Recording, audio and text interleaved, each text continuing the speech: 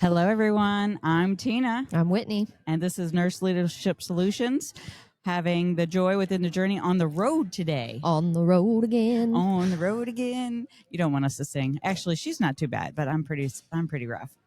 We are at East Central College in Union, Missouri at the Senior Expo, and we are going to hear from seniors today, and we're excited about it. We are. This is our first time doing something like this. Yes, first time on the road for us. So forgive us for our flaws, and let's just have some fun today. Let's do it. All right.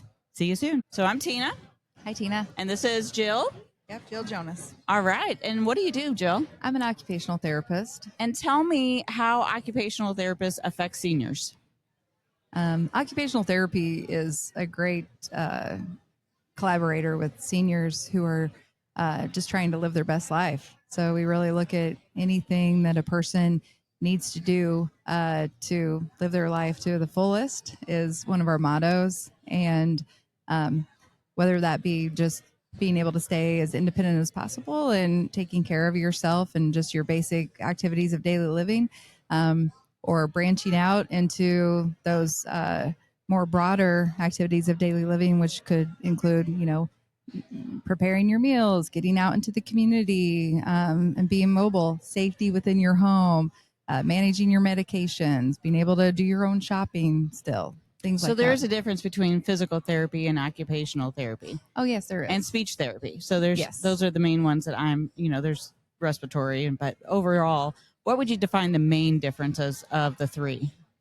That's a question that we get frequently, and it really depends on kind of the setting and your specialty area. But in general, more broadly, I would say that occupational therapists are more distinguished between the two. I feel like we bridge the gap between the two, whereas we are really focused on function. So if it's your cognition that is affecting your function, or your ability to communicate in a large group or something like that, say that's where we might bridge the gap with speech therapy. And with physical therapy, we can bridge the gap in ways like, okay, say your shoulder, is impaired. We definitely try to work on remediating it. But if we can't get you to where you need to reach, like we might think of modifications. We look at maybe adapting things. So, okay, if you can't reach that high, let's lower things down to a different shelf. Or if it's hard for you to reach low because you lose your balance, let's bring things up. Whereas physical therapy is going to work specifically on remediating that balance. Mm-hmm. We're going to look at safety and adaptations that might be needed, as well as thinking about what can you do to try to help improve your balance. But in the meantime, what are you going to do to keep yourself safe? So say if it is a balance issue, we are looking in the home for any safety concerns, right. Like pulling up the throw rugs, adding grab bars to your bathroom. Let's elevate that toilet seat so that it's easier, for you to get off the toilet, things like that. If you can't reach certain areas, we have tools for that as well. So I see. I'm from senior care, my background, but I obviously am familiar with home care. I'm a nurse by background. I don't know if I'd mentioned that to you. And I see a lot of times that seniors kind of put off those safety needs until there's a crisis. And then a lot of times they'll have to go to senior care and get that OT and PT in senior care. But if they did want to access that at home, there's good home health services for them to come in and do that prior to the fall or whatever the case may be. What are some of the criteria that they would need to meet to get OT at home? And unfortunately, the prevention piece of things usually would maybe come before they would need home health, because at the point when you would qualify for home health therapy services, you have to be considered kind of homebound. So you're not going out into the community for other things like, shopping and whatnot. You can go out into the community for spiritual services and your medical appointments. But if you're going out for other things, then you're, or able to get out for other things, then wouldn't qualify for home health services anymore.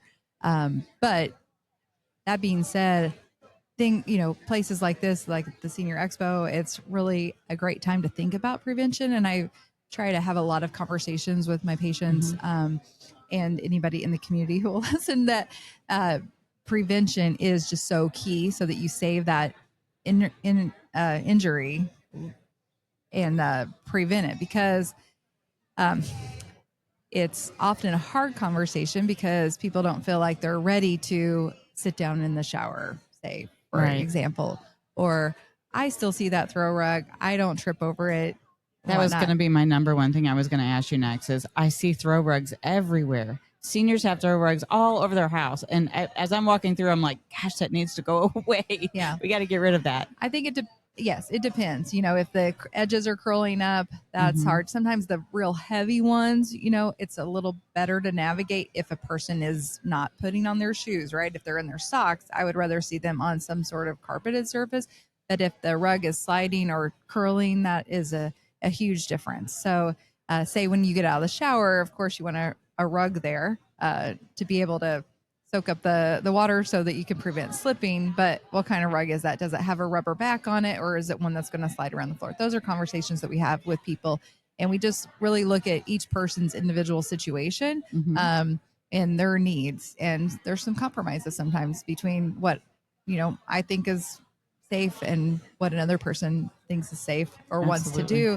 But even say if somebody's vision is low, we're going to try to make, you know, say if they have like a beige floor, we're going to make sure that if they do have something that they have to be on the lookout for, that it has a high contrast, for example. So we're just really trained to look at all different aspects of a person, what their skills are, what their you know, what their needs are in particular, to be able to address it in a way that is going to be appropriate for them. Because if I ask somebody to roll up their rug and they do it while I'm there, but they put it down as soon as I leave, then we've accomplished nothing. So we have the educational piece that comes with it. Yeah. And just really being able to kind of get at the root of how they're feeling and help them feel safe and saying what they will or will not do and working together. Absolutely.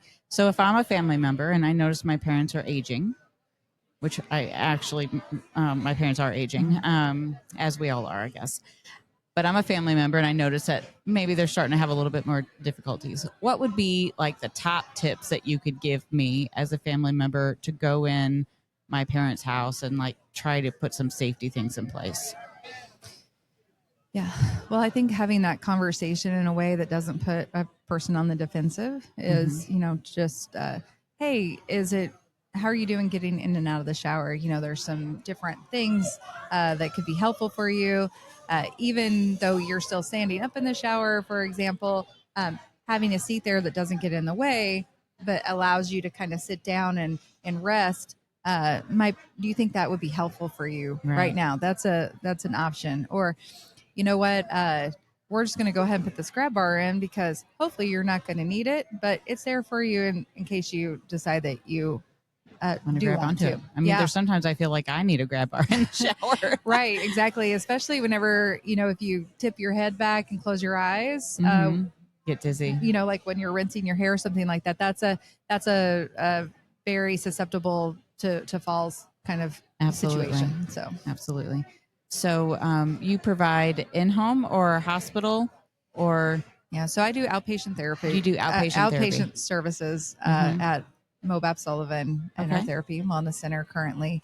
And so it's usually they're in their home or somewhere and they come to your location. Yeah, they come to us. We see them. Usually after knees or hips or replacements or something like that. Yes, definitely after knee and hip replacements.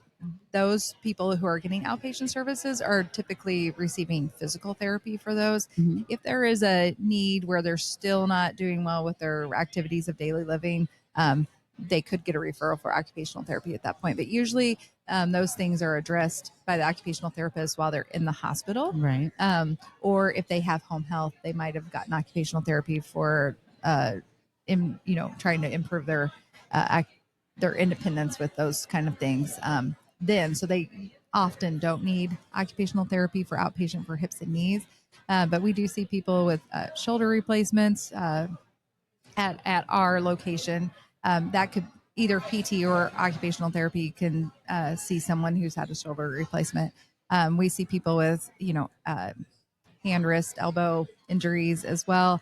I enjoy seeing people who have any like cognitive impairment, especially if it's just a mild cognitive impairment, that is great. A great time to be able to implement some cognitive strategy so that they can be more successful.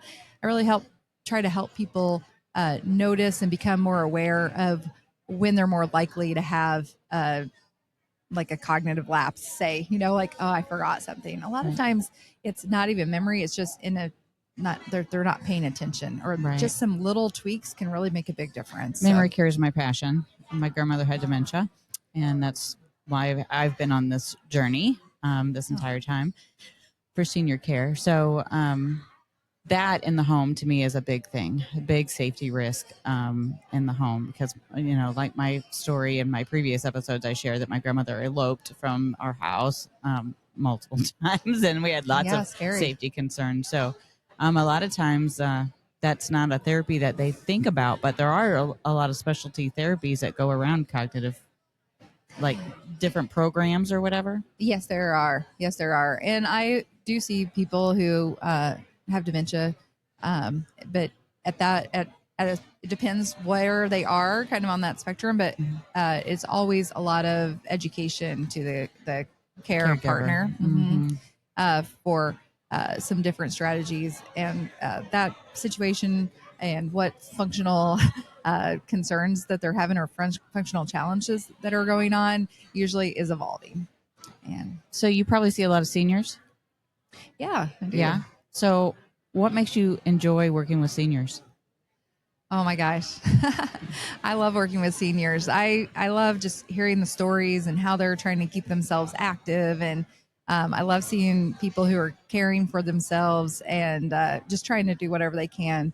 I feel like that's a great time to be able to have those conversations about, what do you do in the community? How are you, how they're thriving? Yeah. How are you thriving? What are your tips for thriving? I can pass that along to other people. I can utilize that myself. Like now as I, age, I can pass that on to my family members as well. I learn as much from my patients as I'm hoping that they learn from me. So, well, Jill, I want to thank you. I know we have a lot of seniors to see today, so I won't keep you. But did you have anything last things you wanted to share?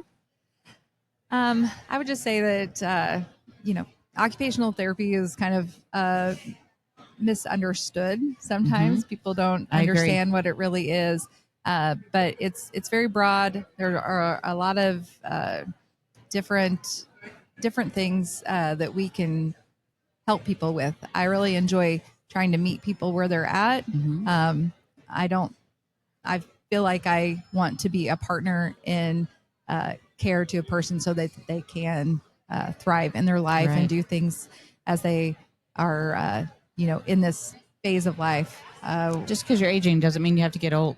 Definitely not. Definitely not. I'm a songwriter as well, and I just recently wrote a song about they say your best days have come and gone. Will you lay down or keep moving on? And the hook is that even edges of mountains crumble and fall, but in the middle they're still strong and tall. And that is awesome. And who do you sing for? I'm with the band The Wayward Mountaineers. Okay, we'll have to check that out because that song sounds like it's going to be a good one. We're hoping to record it sometime later this year. So all right, well, thank you, Jill, for joining me today. Thanks, Tina. All right, bye-bye.